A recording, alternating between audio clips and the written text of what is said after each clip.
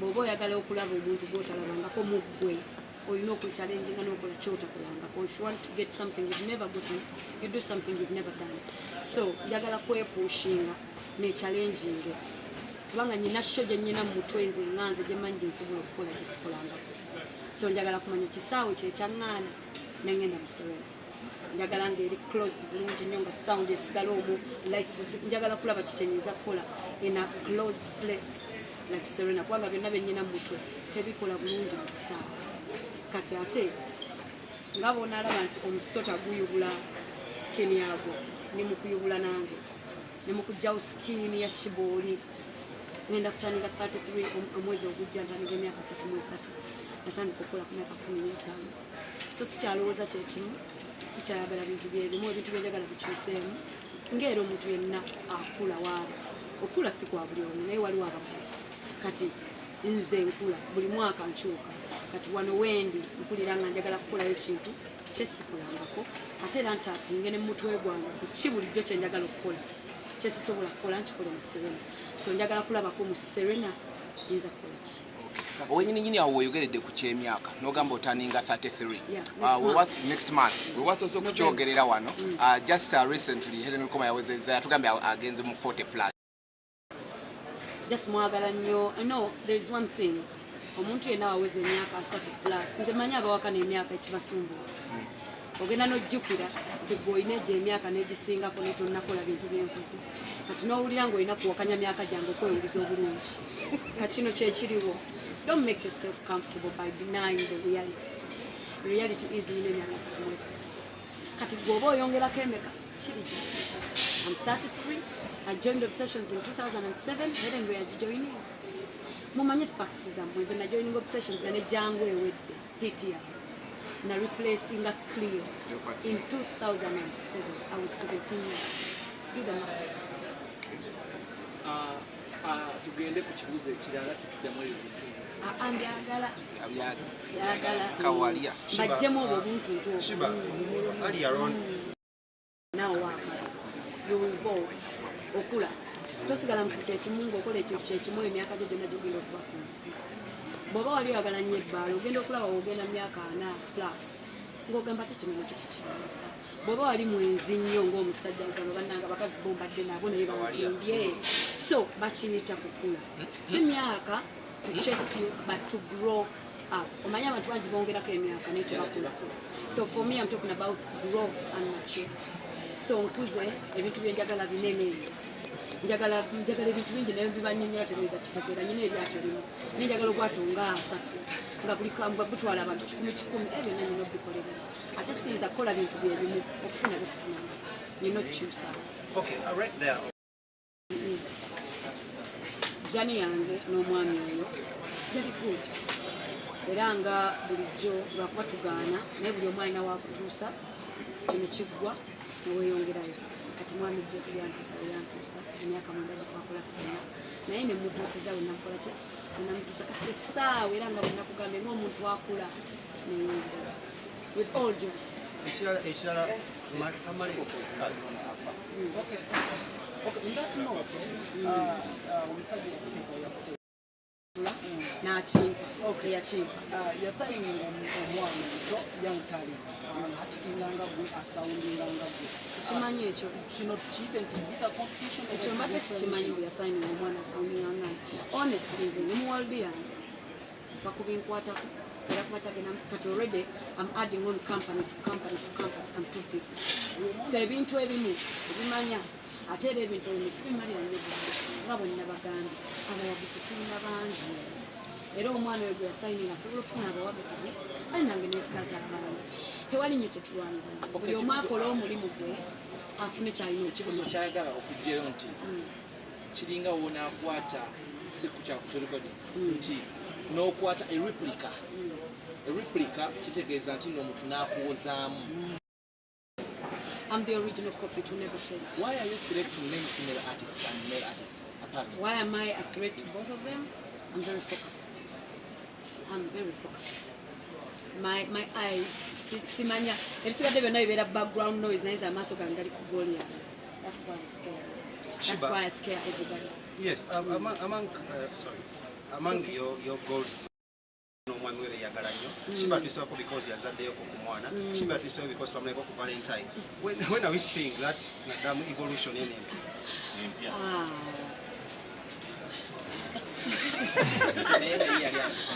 This is the thing. Mwete mwawula privacy n'obutaba na bulamu. Kati mwe mulowooza because sibagamba nga bimwamanyira obwo obulamu bulina si. Bulina bulungi nnyo nnina programu yange nze muntu apulaninga. Nze nava mu famire nga mugana nga afumbirwa nga myaka 15. Webamuwa omutwalo akameeza nga atolerako maama w'ettaano alina abana bataano. I'm the last born. Mugana nga omulala ali awo Isma is an engineer. Gwenzirako aliwo amuddako awo nemuddako tannazaala. Is almost 36. Baganda bange abasatu bonna bazadde abaana baabwe bonna tubaweerera tubalabirira tetulinako kibuzibu. Naye ffe nga ffe manyi mu famire mubeeramu the blessed ones. Ffe tukyatereeza famire yaffe ne legasi yaffe ne gye tuva nga wena kuganda saagala kula bugagga bwa leero. Njagala n'abaana b'abaganda bange bakusangewo bagamba anti waffe oyo omulaba ne gw'otaalaba eyaleka akoze kino ekyo toyinza kikola tukulaninga. Waliwo baazaalanga batu mukama n'abayamba ne bazaalanga batu bagenda otandika bizinesi nga bakola ki baazaalanga.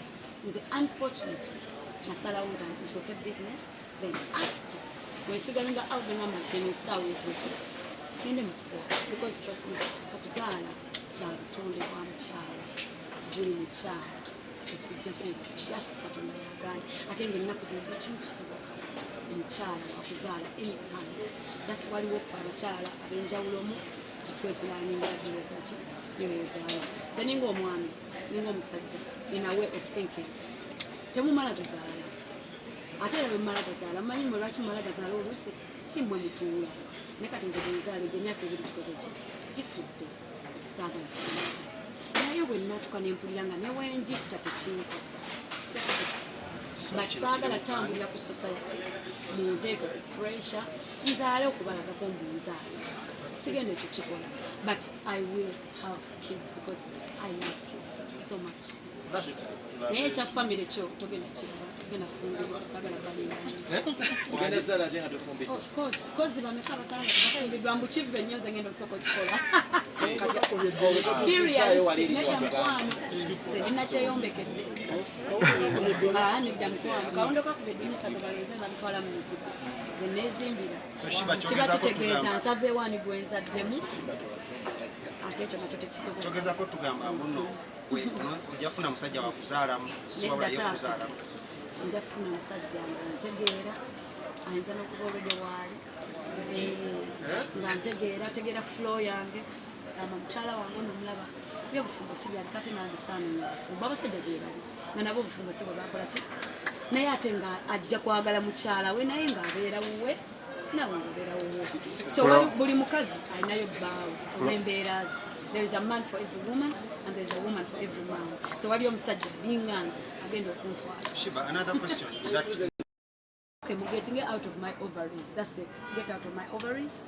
Muzireke zijja kufunctioning aroisazeewo. Get out of it. Nekirala njagala mu respecting njagala kwogera ku kino briefly. Mulekera oteeka abakyala ku pressure y'okuzaala.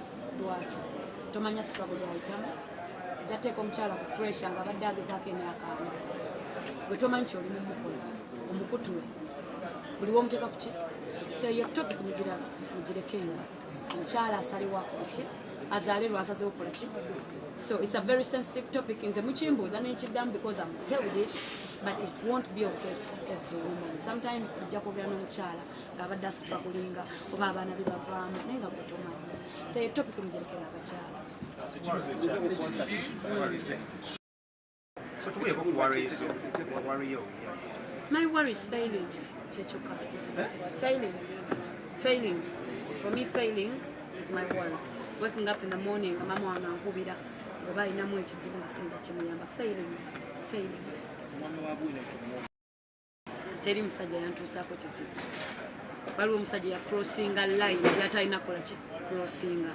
So nalina okwogera okumakinga sure buli omu ategeera nti eyo line tebagicrossinga, so tewali yankola kikyamu kyonna.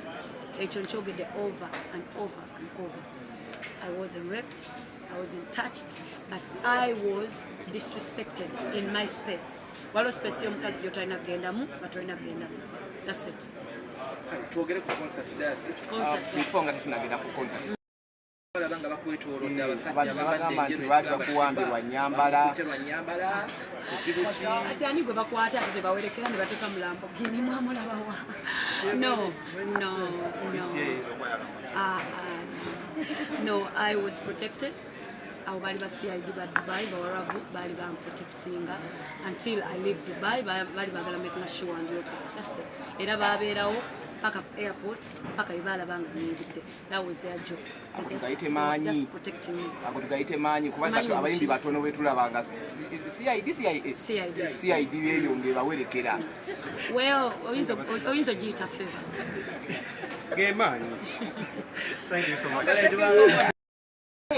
Nakawulidde kwagala nnyo kale wekale muwoomya owoomya oli wakabi nnyo kale byekole muwoomya owoomya wabula onyumisa obulamu byekole gwe mujje nga mwenda besho gye mutalabanga nange kennyini njewulira bapulezidenti ababiri bombi webali abawuma kola olunaku mujje okundaba ebyo bya politics genda mu government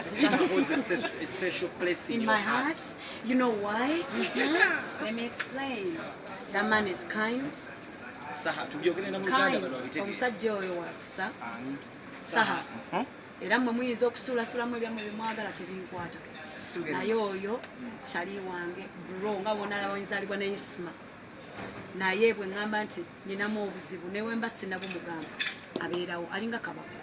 Waliwo abantu bo nga tosobola badinayinga kubalaba because they continuously love you and support you and are there for you. So Sa is one of them, Kabako is one of them, Ann Kansime is one of them. Waliwo abantu mu industry nga bambye banjagala bwagazi, and I respect that and I love that because mu industry si kya bulijjo.